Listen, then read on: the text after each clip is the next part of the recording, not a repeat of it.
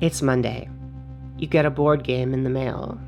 You take out all the pretty miniatures and get a good look at them. But where to start? You ordered this thing on Kickstarter over half a year ago and you barely remember what it is. Now you've got almost 100 or maybe more than 100 highly detailed plastic figures in your home and you're starting to wonder, is it really worth painting them? What if you screw it up? How long would that even take? What kind of paints would you need? Stop. I'm here to help. My name is Howl and I run a YouTube channel where I teach people how to paint miniatures. In this video, I'm going to do something I've never done before, which is to show you how I would tackle a giant game like this with almost 100 miniatures. And while I think the techniques in this video could be applied to any board game, today I'm going to be specifically painting Guildhall Studios' fantastic pansexual pirate dating game, Sea of Legends. And while they are sponsoring this video, this was a game I bought with my own money because I wanted to, and only after the fact did they offer to sponsor a video where I actually paint it. And if this all sounds a little bit too intimidating, please, don't worry about it. This video is specifically for you, the board game fan who is curious about getting into miniatures. I'm going to be explaining every step in as much detail as I can think of, and assume that you don't have any knowledge about painting or making miniatures look pretty. Tip number 1, only paint what's necessary. The first piece of advice I want to give you is to just aim to paint the figures that you absolutely need to play the first session of the game. Then as a reward for actually playing the game that you spent all this money on, you'll be able to paint more of the figures or add more detail to the figures you already painted between game sessions. This is a rule that I think works really well for a variety of games, including role-playing games like Dungeons & Dragons. For Sea of Legends, we're only going to need these 26 figures to play our first session of the game, so let's set aside all the other figures for now and get these ones ready for paint. Tip number 2, preparing the models for paint. Before we put any paint on the figures, we need to do just a little bit of prep work, and the first thing we're going to want to do is remove any mold lines on the figures.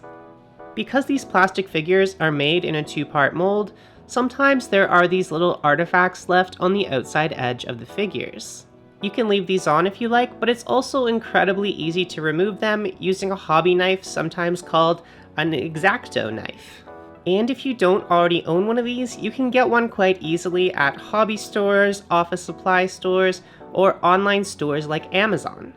Speaking of Amazon, I've provided Amazon affiliate links, meaning I get a cut of the profit, but if you don't want to support Amazon, I totally understand. Down in the description. So if you're wondering about any of the products I mentioned in this video, I provided a direct link to the products down there. These knives are very sharp, so be careful when you're doing this.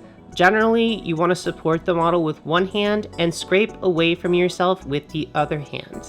Also, during the plastic casting process, these are the 2 parts of the mold, sometimes there's a little bit of lubricant used to make sure the figures don't stick to the molds.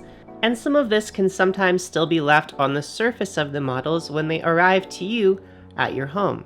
It's not toxic or anything, but it can make it a little bit harder for the paint to stick to the figures. So after we remove our mold lines, I usually like to give the figures a little bit of a bath in some soap and water. The way I like to do this is to use a container full of tap water that I'm not using for any food things after this, and add a single drop of dish soap mixed in. I then fully immerse the models in the bath and use an old toothbrush to give them a little bit of a scrub to remove any mold release agent from the casting process. This has the side benefit of getting rid of any loose scraps of plastic left over from all of the scraping around we were doing earlier with the hobby knife. You don't have to spend too long on this, and once you're done, you can just take your models and set them aside on a paper towel or a regular towel to air dry. Tip number 3, priming. Once our models are dry, and it is important they are fully dry, we can apply some primer to the models. Primer is a special kind of paint that you want to put on your models first to make sure that the other paints you put on there sticks a lot better to the surface of your models. So you really don't want to skip this step. If you're just starting out, I'm going to recommend finding a good matte white primer designed for plastics. You can buy this at the hobby store, but you could also just buy it at the automotive or hardware store, and just giving the models a good overall spray. Admittedly, I live in Canada and I don't like to go outside ever, so I'm not an expert at using spray cans super effectively. So instead of trying to explain how to use a spray can really well when I really don't know how to use it very well, I'm just going to recommend this other video from my friend Brent over at Goobertown Hobbies. He just put out this video a little while ago on many different methods of priming with spray cans, and I think it's really good. So go and check that one out if you need any help learning to use spray cans or priming. And if you have a little bit more time and a little bit more money, I'm going to suggest doing what we in the business call a zenithal prime. This is when you first prime the figure fully in black and then apply a light spray of white from on top of the model to create natural looking shadows on the figure. Once again, Brent covers how to do this with a spray can much better in his video, so go and check that out instead of me trying to explain it when I've barely touched a spray can in several years. Now, if for whatever reason you can't or don't want to use spray cans, maybe you live in an apartment like I do and don't have any exterior spaces to prime things easily, you can always use a brush-on primer. This isn't going to give you the best finish, but it's better than nothing if you have no other options. The brush-on primer that I recommend is once again linked in an affiliate link down in the description. Tip number 4, dry brushing. Here's what all of our figures look like after a zenithal prime. I gave them an initial coat of black, followed by a coat of white paint. But before we put any color on them, I like to do one extra step to make things just a little bit easier for ourselves. And that is to give our figures a quick dry brush of white paint to bring out any details in the figure before we apply any color to the figures. And you'll see why we do this later on in the video. Here's how it works. We're going to take some white paint on our palette. It can be either white acrylic paint or even cheap craft paint from the dollar store. Just make sure it's an acrylic. And then we're going to take a wide makeup brush and dip just the tips of the bristles into the paint. We will then wipe off the majority of the paint onto a paper towel, and then we're going to just run the bristles lightly over each model. What's going to happen is the dry paint on the bristles is going to catch on to the most raised areas of the model, creating natural highlights on the parts of the models that would naturally reflect the most light from above. You can spend as much or as little time as you want on this dry brushing phase, but I try to limit it to less than a minute per model, maybe a few minutes for some of the larger models. Tip number 5, budget your time. I'm not gonna lie to you, even 26 models can seem like a lot of models to paint and can be a little bit intimidating for a beginner. Honestly, it's a bit intimidating for me. I don't like to paint things in batches bigger than 10 models. We could easily spend 4 or more hours adding all kinds of colors and details to each of these models, making it a 100-hour plus project. But why would we do that? We haven't even played this game yet. Maybe we don't even like it. So I definitely don't think it's worth investing 100 hours of our precious time into. So instead, let's just commit to 14 hours of painting before our first game session. And if that seems a little bit intimidating, let's just think of it as 30 minutes of painting per day for a little bit less than a month. If we want to break this down further, we're basically giving ourselves 30 minutes of time for each of the figures, plus an hour of time for each of the hero figures or Bigfigs. And our goal here is just to get these figures good enough to game with. We can always go back and add more detail after we play the game for the first time. Which brings us to our next tip. In an age of piracy, captains bury treasure, hunt down relics, find true love, and clash with nemesis as strange creatures gather across the Caribbean. Endless adventures await. Are you a brazen cutthroat or a rogue with a heart of gold? Your choices matter, for ancient powers awaken and lost civilizations return. Oceans rise and empires fall as shifting tides create uneasy alliances, and the fate of the Caribbean hangs in the balance. Myths come to life, and legends are made in Sea of Legends.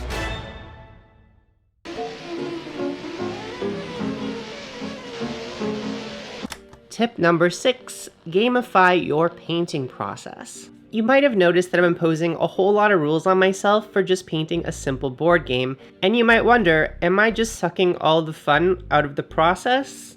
Well, no. I like to make up rules for myself because I find imposing constraints on my artistic process actually makes me more creative and makes the process more fun for me.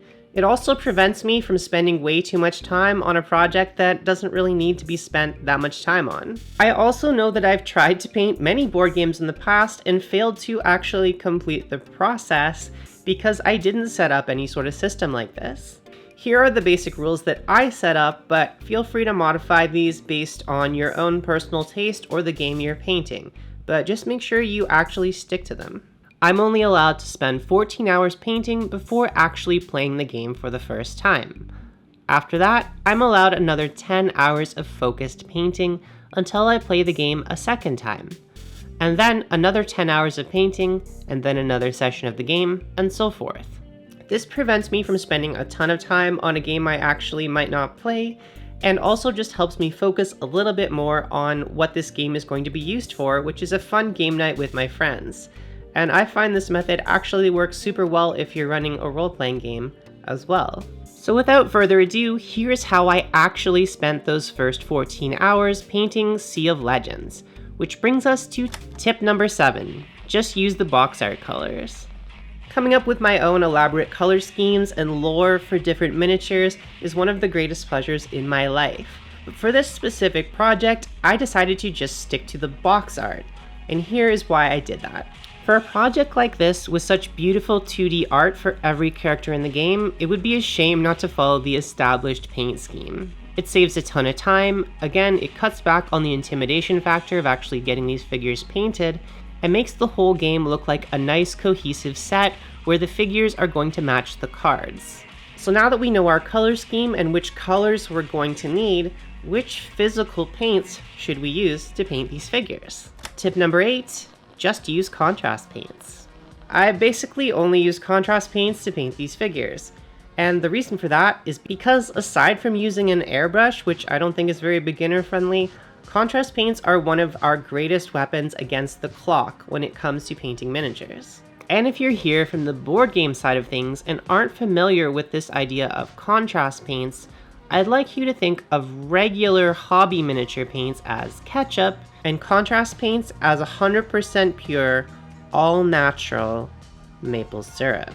Like ketchup, most acrylic miniature paints are about $3 to $5 per bottle and are opaque, meaning you can't see through them. Contrast paints, on the other hand, are a bit more like maple syrup. They're a bit more pricey, around $8 per bottle, and are translucent, meaning you can see through them.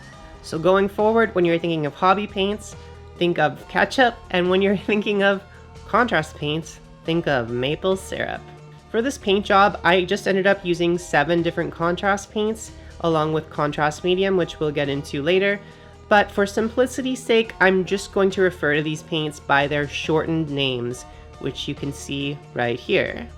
If you want links to the actual physical products I'm using, again, down in the description. If you're looking to get started in painting miniatures or just using contrast paints, I think that these 7 colors, along with some contrast medium, is a great starter set. We're also going to need just a little bit of any sort of black acrylic paint and any sort of white or off-white acrylic paint, and some sort of decent painting brush, which, again, links down in the description to ones that I would recommend for a beginner. Tip number 9, the warm to cool method. So we are not just using contrast paints for this method, but instead we're going to use them in a specific way that I have dubbed the warm to cool method. This is basically an order of applying these paints, which is going to result in maximum vibrancy and efficiency. In simplified terms, we are just going to apply our most warm colors like yellows first, and then progress into our reds and magentas, and then end with our cool colors, which are going to double as shading for the initial colors that we applied. This is going to help preserve our bright white undertones in the places that we want them. I first applied some yellow paint straight out of the pot, unthinned, to all of the gold parts of the figures. If you haven't used contrast paints before, you're going to want to wipe off some of the excess moisture onto a paper towel so it doesn't flood onto the model. And then, using more of a dabbing motion than a back and forth brushing motion, we're going to apply our paint onto the model. This sort of dabbing motion is a great way to practice brush control, as you're going to want to dab on a large amount of paint and then use your brush to kind of move it around on the surface of the figure, nudging the paint into the recesses. You can see what I mean that these paints are translucent at this step. The best part about contrast paints is this factor. They naturally add this layer of contrast to your models, meaning you won't have to add as many highlights at later steps because the white undercoat shows through, making your colors brighter. This is one of the reasons that we did that dry brushing step, so those extra bright highlights will show through even through the translucent color. Once the yellow is completely dry, we're going to apply our bone color to the figures, both to the literal bones on the skeletons, as well as to any parts of the figures that we want to have an off-white color, such as any cloth we might want to paint, all of the sails and light wooden parts on the boats, as well as the cream-colored underbellies on all of the merfolk. In addition to this, we're also going to use our bone color on top of all of the yellow parts of the figures. You see, this bone color is really just a desaturated and darkened yellow color, so it makes an excellent shade to give all of our yellows a more golden look.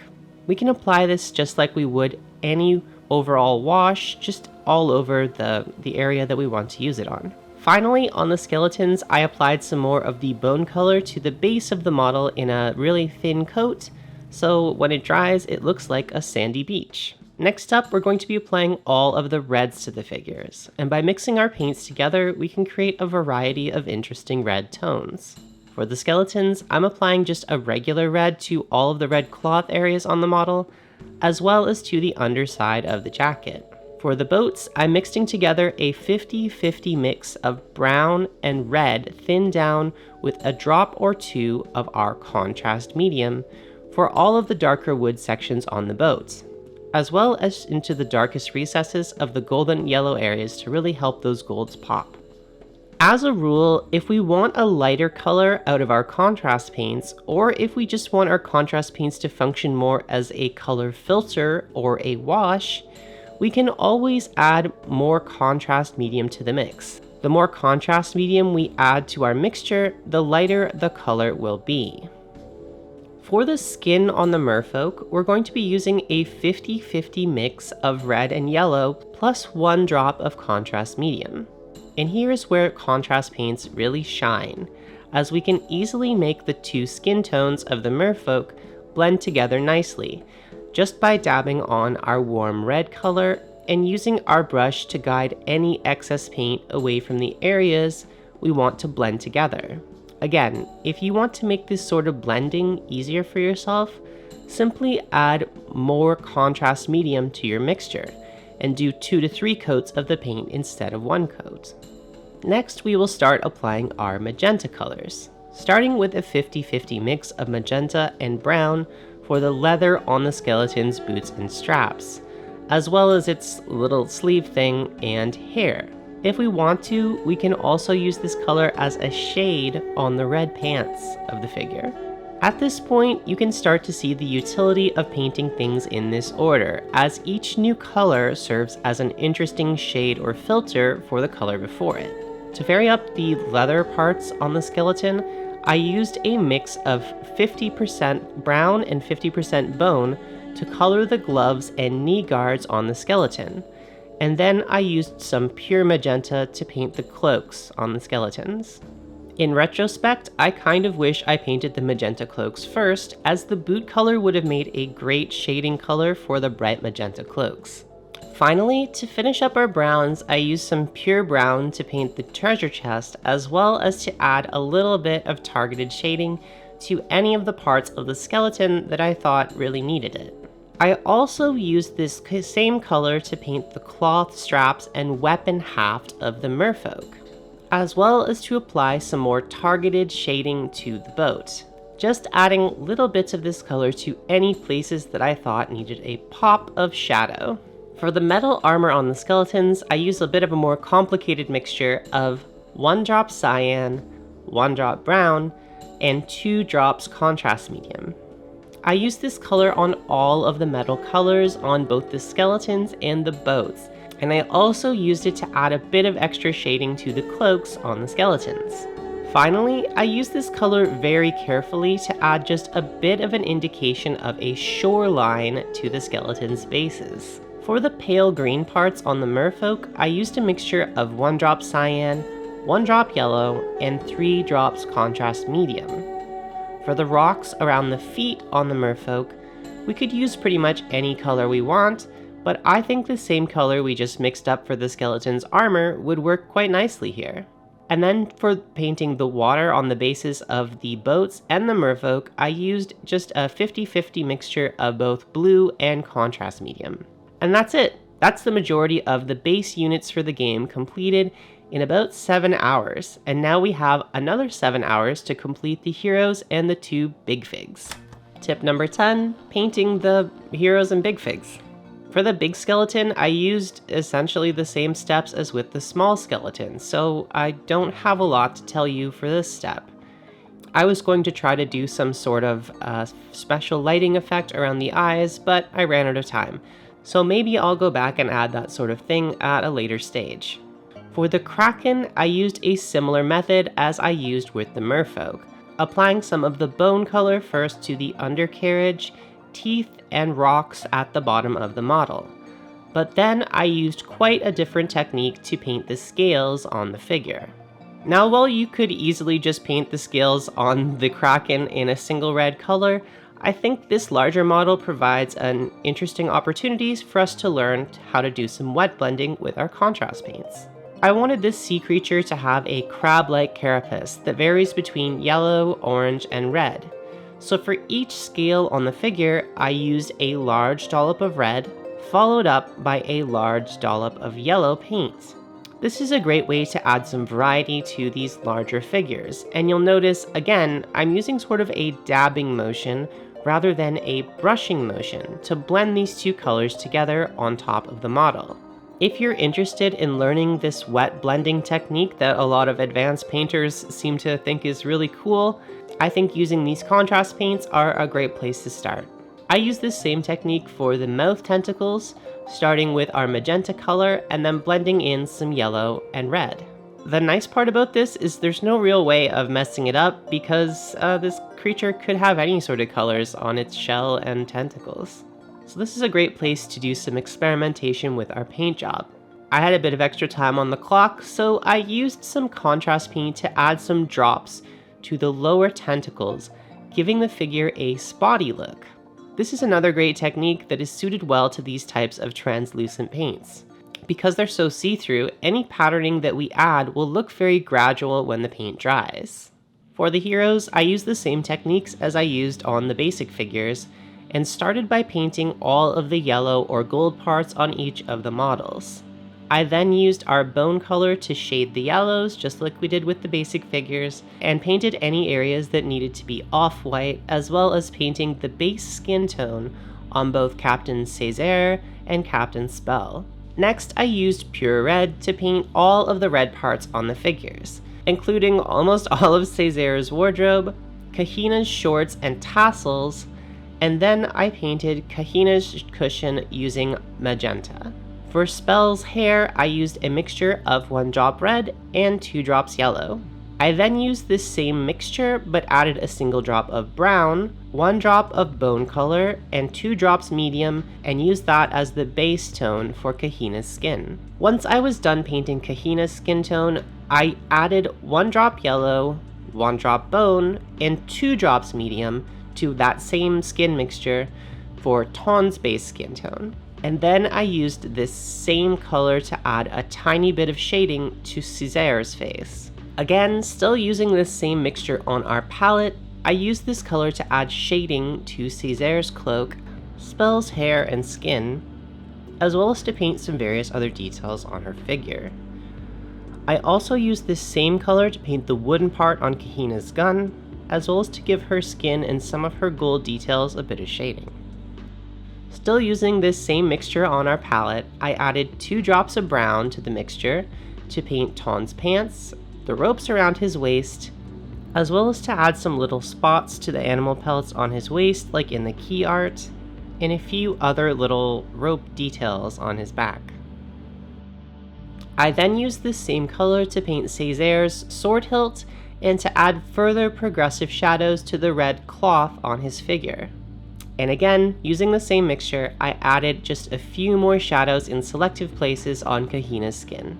For Kahina's wooden seat, I used a new mixture of 1 drop bone, 1 drop brown, 2 drops medium, and then I used this same mixture to paint Spell's boots as well. Then going back to our previous first mix, not the one that we just used to paint Kahina's seat, but the one we used for all the other stuff before that, I added 2 drops magenta to give us a new color to paint all of the leather straps on Ton as well as his weapon. I used this same dark magenta mix to add some shading to Kahina's seat, both on the cushion and wooden parts. Finally, I added another 2 drops magenta to this mixture to get the color I used for Spell's cloak, gloves, hat, as well as to add a bit of shading to her boots. Then, switching back to Césaire, I used this dark magenta mix to add further shading and variety to his red clothing. For Spell's potion bottle, or whatever it is, I used a mix of 2 drops blue, 1 drop yellow, and 3 drops medium, and let the paint spill over the edges of where it should be to give a bit of a glow effect to it. I used this same blue mix to paint Césaire's big gem, as well as to base coat the rest of his clothing and armor. For Spell's pants, I used pure cyan, and then I used this same color to make the bottle look like it's full, as well as to add a tiny amount of blue light to the brim of her hat, just like in her character art.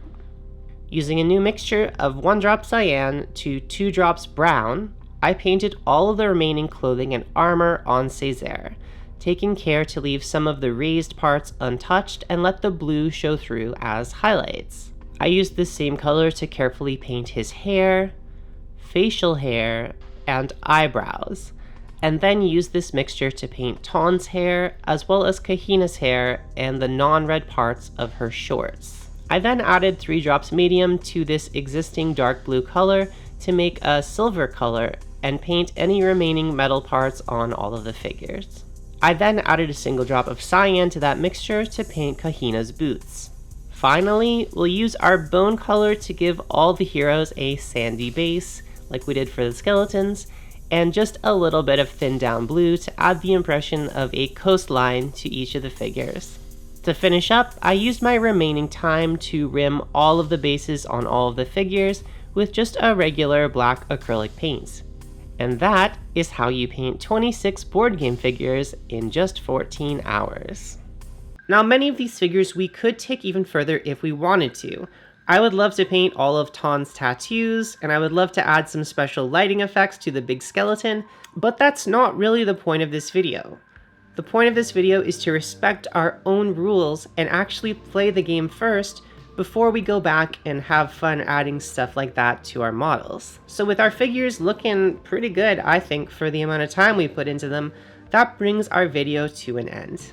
Please let me know down in the comments if you like this video and you'd like to see a sequel to it where I take these figures even further, or I paint some of the other figures in the game, or maybe even apply this technique to a different board game. Let me know which board games you want me to paint if I'm going to paint any board games. And before we go, I'd like to encourage you to check out Sea of Legends, the sponsor of this video, and if you want to buy the game that I painted here, there's still a few copies of the game left on their website, and I provided a link to that down in the description. They've just released a revised version of the app for this game, featuring all sorts of bug fixes and other little nice things. They also have a brand new Kickstarter that's going to be launching sometime in early 2022, I think.